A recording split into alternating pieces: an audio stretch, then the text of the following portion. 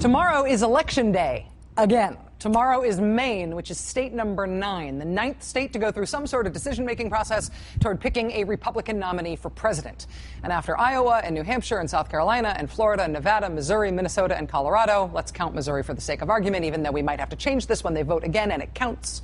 But counting Missouri, Rick Santorum has so far won 4 states. Mitt Romney has won 3 states. Newt Gingrich has won 1 state. At the beginning of this cycle, there were like a zillion people running for this nomination. But now we are down to 4, and all but one of them has won in at least 1 state. The only one of these guys who hasn't won is Ron Paul. Weirdly, though, Ron Paul seems the happiest of any of them in his "I just lost another primary and or caucus" late-night speeches, right? Ron Paul seems both happy and like he has something up his sleeve. And we do have to remember, you know, the straw vote is one thing, but then there's one other thing called delegates. Yeah! I honestly congratulate him. He ran a good campaign, but I also said I would see him through into caucus states. When the dust settles, I think there's a very good chance that we're going to have the maximum number of delegates coming out of Minnesota. We will be going to the caucus states, and we will be promoting the whole idea of getting more delegates because that's the name of the game, and we will pursue it. There's some other good news, too, and it's an ongoing caucus, and it's over on the East Coast. I think it's the state called Maine. Even though Ron Paul has not won anything yet, he seems very happy and excited about his prospects, at least in the states that hold caucuses instead of primaries. Here's the thing, though. We've already had 4 states with caucuses, and Ron Paul hasn't won any of them. So the caucus state thing may be his strategy, but it doesn't seem to be working. Or is it? Da, da, da. After the Colorado and Minnesota caucuses this week, Dave Weigel, our previous guest this hour, highlighted a rather arcane press release from the Ron Paul campaign. Quote, "We may well win in Minnesota and do far better in Colorado than yesterday's polls indicate." This was after the Minnesota results, and this is what we all think the results were from Minnesota and Colorado. But according to the Ron Paul campaign, after those states closed, they think they might win in Minnesota. In Colorado and in Nevada, quote, "We will have good numbers among the actual delegates awarded, far exceeding our straw poll numbers." The campaign says also, in Minnesota, where we have finished a solid second, it's true Ron Paul beat Mitt Romney. Romney came in 3rd in Minnesota. But the campaign says, in Minnesota, where we have finished a solid second, we also have a strong majority of the state convention delegates. The Ron Paul campaign is well organized to win the bulk of delegates there. They're saying they're going to win in Minnesota, even though they came in 2nd there. The Ron Paul campaign is saying that even though they came in 2nd, they could win. Again, we may well win in Minnesota and do far better in Colorado than yesterday's polls indicate. I want to explain what I think is going on here. Sort of need a prop. I don't have a prop. Let's say these are the people at the caucus. And the people at the caucus love Rick Santorum. Yay, we love Rick Santorum. A great majority of us here at the caucus, we love Rick Santorum. And after the caucus meets and they vote on who they support, the people running the caucus, the local Republican officials say, okay, people, you've expressed your views. You love Rick Santorum. You can leave now if you want, but we're going to stick around and do some party business. You can stay or go. It's up to you. And everybody goes, yay, we just voted for Rick Santorum. We love Rick Santorum. We're going to go home and launder our sweater vests or whatever. So after these people leave, what happens in the party business part of the meeting is that the delegates get chosen to go to the state convention. And the convention is where they're actually going to assign delegates to go to the national convention where the nominee of the Republican Party is chosen. But once the so-called Santorum voters leave from the caucus, the Ron Paul supporters stay for the party business where the delegates are chosen, vying to be chosen as those delegates. You supposedly need 1,144 delegates in order to get a majority and to get the Republican Party's nomination. In theory, the people who are chosen to be delegates to the convention are supposed to go to the convention and say, oh, all the people at my caucus love Rick Santorum, therefore I'm a Rick Santorum delegate. Whatever their personal view is, in theory, we think of that delegate as reflecting the expressed view of the people at the caucus who said who they liked. But what if the delegate who goes to the convention says, I don't care what all those crazy people in the sweater vests thought. I'm a delegate for Ron Paul. That's the Ron Paul strategy, as best as I can make it out. outstay the other candidates' supporters at the caucuses in the hopes of becoming a delegate, regardless of what the caucus decided. That's why they're saying we may very well win in Minnesota, even though Rick Santorum won Minnesota. They are breaking the connection between who people expressed a preference for at the caucus and how that will is expressed in the bigger Republican Party process of picking the nominee. In other words, it doesn't matter who you voted for, your vote counts for Ron Paul. This is what the Ron Paul campaign says they are doing. It's not a secret. Look in their press release. They're giving examples. In one precinct in Larimer County, the straw poll vote was 23 for Santorum, 13 for Paul, 5 for Romney, 2 for Gingrich. There were 13 delegate slots from that precinct in Larimer County, and Ron Paul got all 13. Not a secret. They are explaining that they are doing this. Is this legal?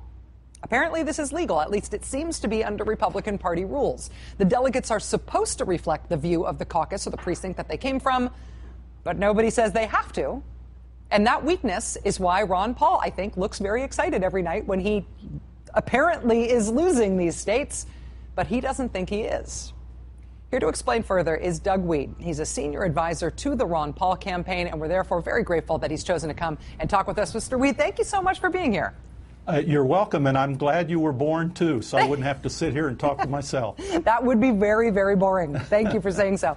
In this, explaining this process, I am absolutely sure I just got something wrong, because it is a complicated process. Is there anything about those logistics that I messed up in that explanation? Boy, you did a great job, and you've restored my faith in journalism, because I watch television, and I see them saying Romney has this many delegates and Santorum this many delegates, and as you know, not a single delegate has been awarded from Iowa or Minnesota or Missouri or Colorado or Nevada. And as you point out, we're tracking this at the precinct level. We think we have the majority of them. We think we've won in Iowa, we won in Minnesota, we won in Colorado, and Missouri's yet to be seen. And we think we probably won in Nevada because we're counting the precinct votes. The only thing that I might add is there's nothing wrong or deceptive about this. Anybody can stay. You know, Woody Allen says 80% of success is showing up. Well, our people show up, and they have a right to do that, and they're committed, and so they're running as delegates at the precinct level to the county convention, where they will again run as delegates from the county convention to the state convention. Are they being open at the precinct level? Are they being open about the fact that they will support Ron Paul no matter what happened at the caucus, or is this sort of a sneak attack strategy? Oh no, they're open. It's anybody can stay and anybody can vote. In fact, the party is resisting this as often as they can. There have been occasions where they dismiss the meeting and then relocate in another place to try to keep our people from participating. There are verbal memos that come down from the campaign. In Minnesota, there was a verbal memo, they don't dare put it in print, in which they told all the establishment Republicans, don't vote for any delegate under the age of 40, because they knew it would be a Ron Paul supporter. So we're winning fair and square. And I should point out, all these rules were changed for Mitt Romney. They were changed so that the establishment Republicans could give Mitt Romney a chance to win this nomination in spite of evangelical resistance in the South. So it's all been set up for Romney. We're the poor guys who come. We don't have Goldman Sachs money, but we're coming in playing by their rules. And yes, we have a smile on our face, because right now the big story missed until you just broke it tonight is probably we have more delegates than anybody in this race right now when all of this is finalized. Sorry to interrupt there. When you said the Republican Party has changed the rules in a way that tried to sort of effectively game the system for Mitt Romney, right. What rules do you think they changed to Mitt Romney's benefit? Well, of course, Florida was moved up because it was a state that would help him. Nevada and Arizona were moved up because there were states with large LDS population.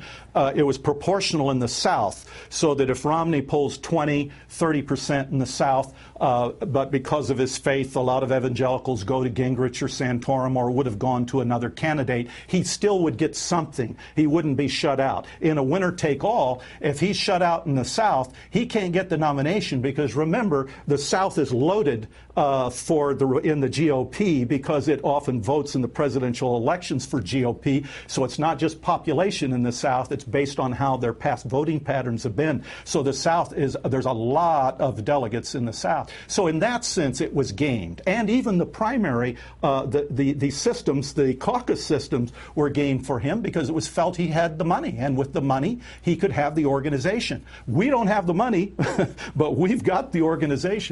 I'm assuming that your overall goal is to make Ron Paul the Republican Party's nominee for president. I realize that's what you are in this for. But for the sake of argument, say that you do not achieve that, but you have amassed a very large number of delegates heading into the Republican convention. What would then be the purpose of amassing all of those delegates? What would you use that power and that leverage for?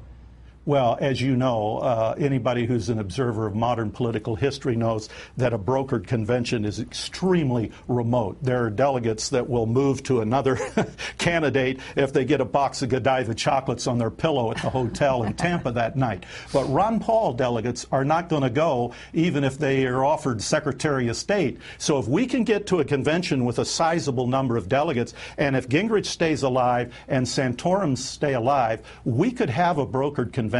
It would be a huge show, even though there's a remote possibility. And of course, there are many things we want. We'd like to see the Federal Reserve audited, for example, and Romney's the only candidate left in the Republican Party who hasn't taken that step, and with good reason. His money's coming from Goldman Sachs.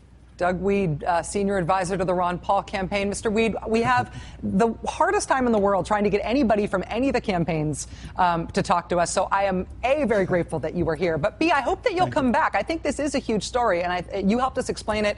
And I would love to have you back on the show if you'd come back. I thank you for breaking the story, because up till now, finding delegates for Mitt Romney, he says he's got them, but it's kind of like weapons of mass destruction in Iraq. Everybody thinks they're there, but nobody can name a one of these delegates that he's won, except the winner-take-all in Florida and the two primaries. But in the caucus state, you can't find them because they aren't there yet. Doug Wead from the Ron Paul campaign. Thank you again, sir. Appreciate your time. Thank you. All right.